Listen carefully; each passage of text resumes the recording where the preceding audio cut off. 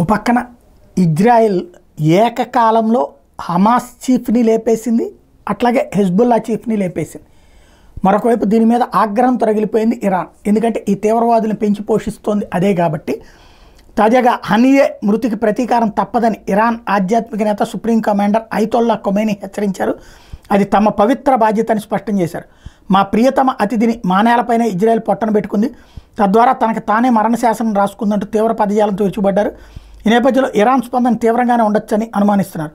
బుధవారం మధ్యాహ్నం ఖమేనీ నివాసంలో సుప్రీం నేషనల్ సెక్యూరిటీ కౌన్సిల్ అత్యవసర సమావేశం జరగడం దీన్ని బలపరుస్తోంది. తమ పైకి వస్తే భారీ మూల్యం చెల్లించుకోక తప్పదని ఇజ్రాయెల్ ప్రధానమంత్రి నెతన్యాహు ఈ సందర్భంగా హెచ్చరించారు. అదే సందర్భంలో అక్టోబర్ 7న తన గడ్డ మీద హమాస్ నరమేధానికి ప్రతీకారం గాజా మీద ఇజ్రాయెల్ యుద్ధానికి దిగడం తెలిసిందే. హనియోతో పాటు హమాస్ అగ్రనేతలందరినీ మట్టు పెట్టి తీరతామని ఆ సందర్భంగా ఇజ్రాయెల్ నిఘా సంస్థ మొసాద్ బాహాటంగానే హెచ్చరించింది.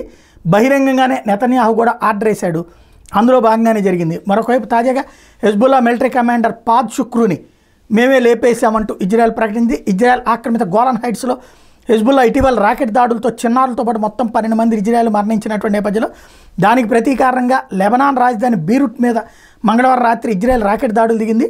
ఈ దాడి నుంచి శుక్రు తప్పించుకున్నట్టు హెజ్బుల్లా చెప్పుకున్నా అతను మరణించినట్టు ఇజ్రాయెల్ ప్రకటించింది.